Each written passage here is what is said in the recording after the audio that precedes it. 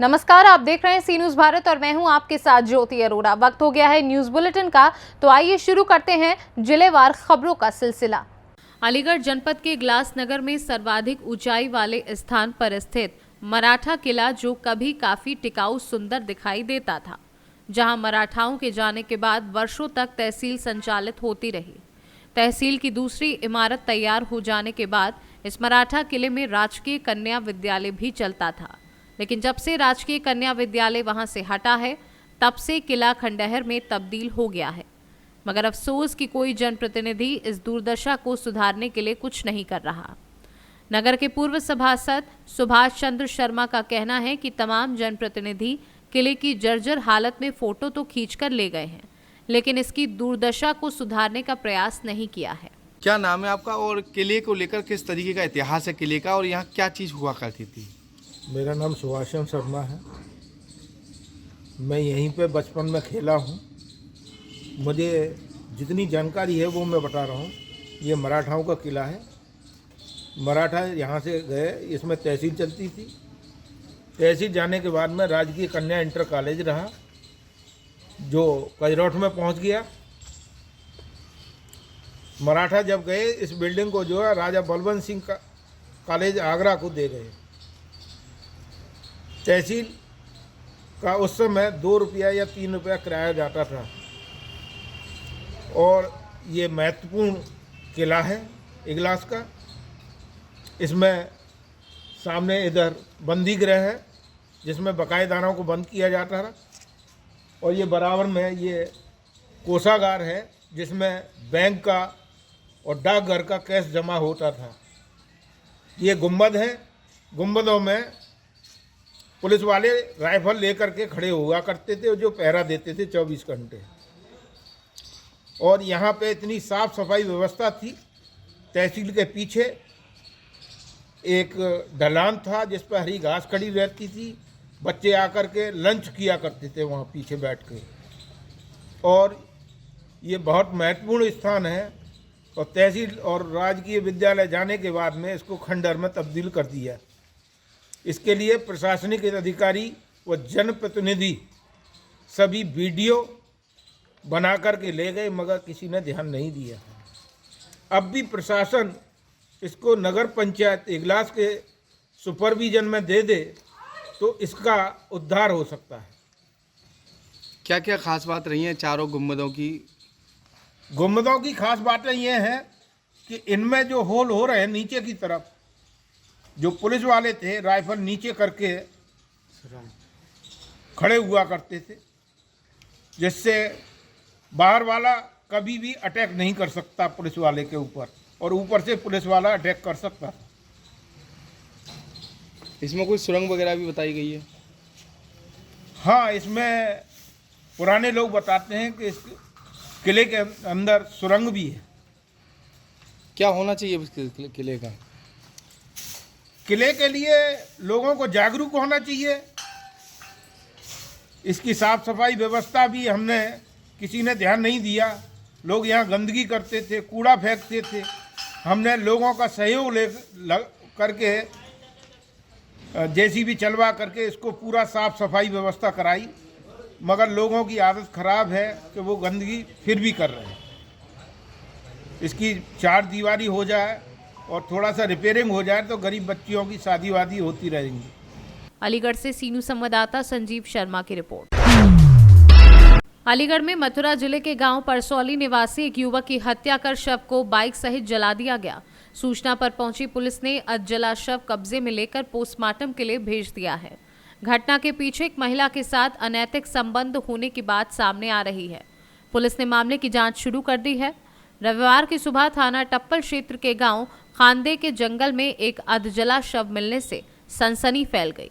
सूचना पर पहुंची पुलिस ने शव को कब्जे में लिया और बाइक के नंबर के आधार पर शव की पहचान की, जिसके बाद शव मथुरा जिले के बाजार क्षेत्र के गांव पारसौली निवासी सही राम का निकला। पुलिस प्रकरण की जांच कर कार्यवाही करने की बात कह रही है।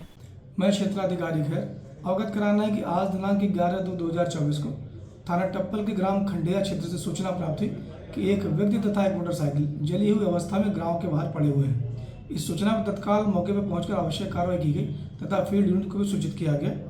मौके से प्राप्त मोटरसाइकिल के नंबर के आधार पर संपर्क किया गया तथा परिजनों से हुई वार्ता के क्रम में मृतक की शिनाख्त सही राम पुत्र राधाचरण निवासी ग्राम परसौली थाना नौजील मथुरा के रूप में हुई। परिजन भी मौके पर आ गए। इन संबंध में इनसे और जानकारी की जा रही है।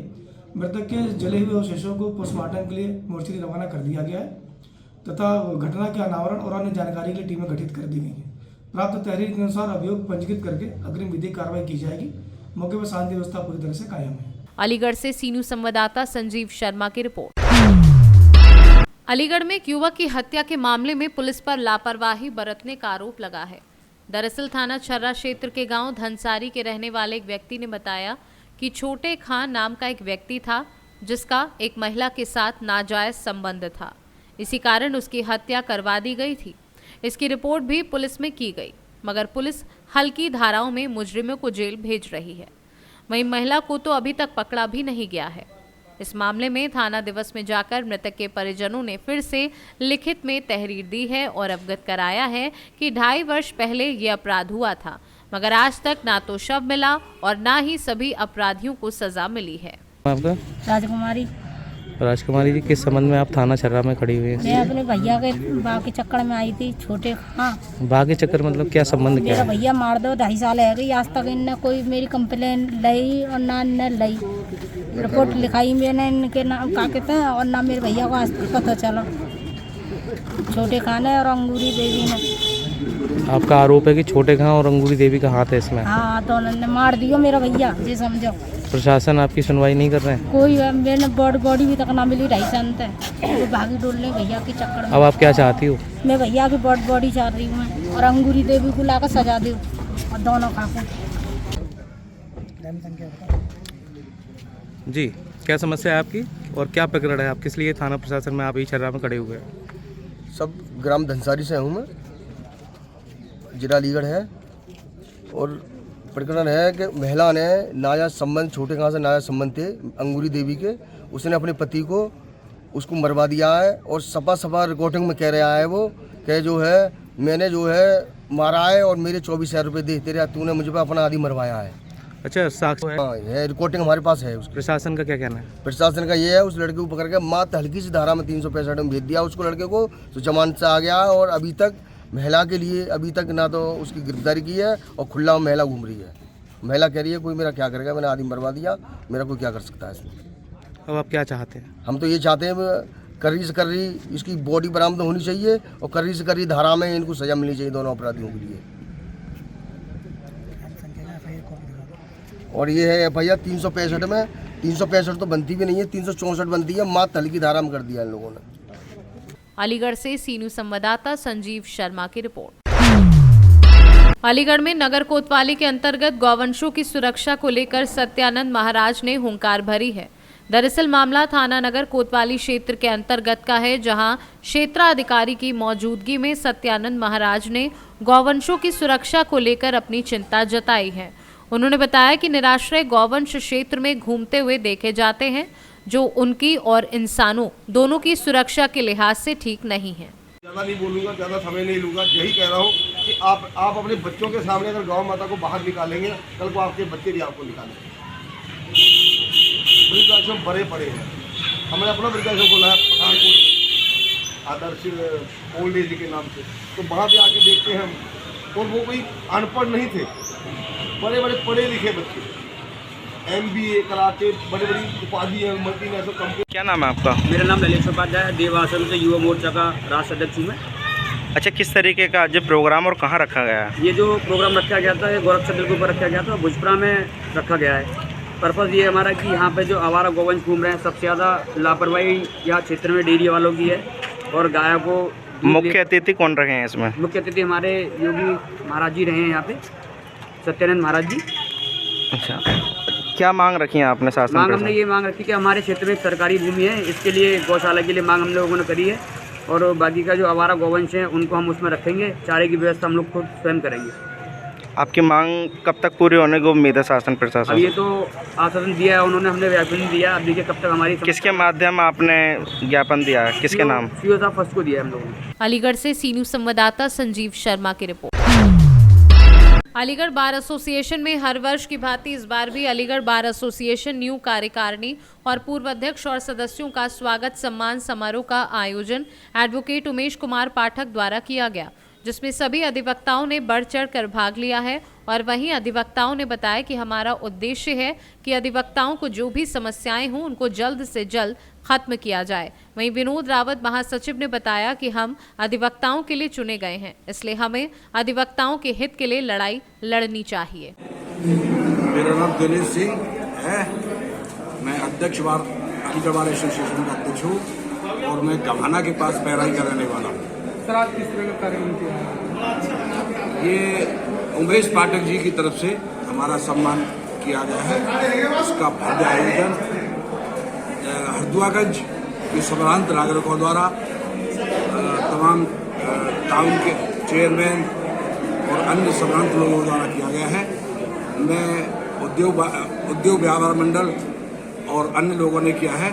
मैं बहुत बहुत आभार व्यक्त करता हूँ और धन्यवाद देता हूँ कि उन्होंने इस भव्य आयोजन का बहुत शानदार आयोजन किया।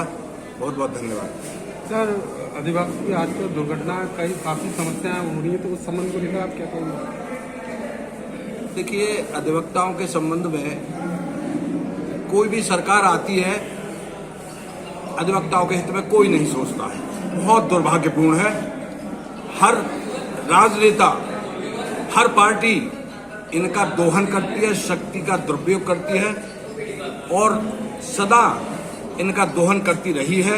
इनके बारे में कोई न सोचता है और ना ही इनके हित में कोई काम करता है। देखिए, जहाँ तक सवाल है अधिवक्ता बंधुओं का, एक तो इन्होंने कभी हम जो भी सरकारें आई हैं, कभी विधान परिषद में भी इनको मौका नहीं दिया जाता है। ये बहुत दुर्भाग्यपूर्ण है। जबकि इनको सोचना चाहिए, हर क्षेत्र में अधिवक्ता मौजूद मिलेगा, पार्टी का सपोर्ट करता हुआ मिलेगा, जनता के हित में कार्य करता हुआ मिलेगा, समाज के हित के लिए सोचता हुआ मिलेगा, लेकिन इसके बारे में कोई नहीं सोचता है। ये अत्यंत दुर्भाग्यपूर्ण है और मैं निवेदन करूंगा आपके चैनल के माध्यम से, ये सरकार वकीलों के हित में कुछ कार्य करे, वरना हमारा इतना संगठन मजबूत है, हम विश्व लेवल पर बहुत मजबूती रखते हैं। अगर हम लोग सड़क पर उतरते हैं तो हमारा कोई भी झटका झेलने के लिए तैयार नहीं है और नहीं झेल पाएगा। ये आप विश्वास मानिए।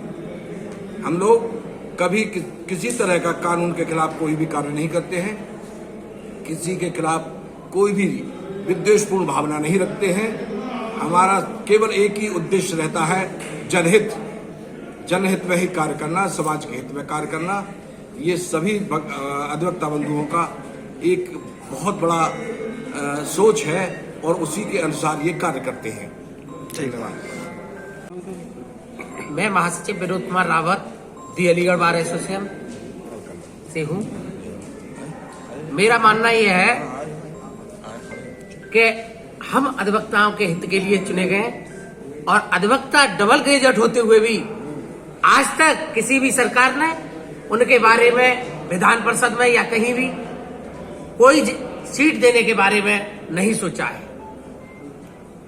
और अधिवक्ता बनने के बाद हमें अधिवक्ताओं के हित के लिए वो हर कार्य करने चाहिए जो उनके हित में हो सकते हैं, और हम उस कार्य के लिए लगे हुए हैं और हर तरीके से हम अधिवक्ताओं के हित के लिए कार्य कर रहे हैं। सर, अधिवक्ताओं के लिए क्या संदेश देना चाहिए?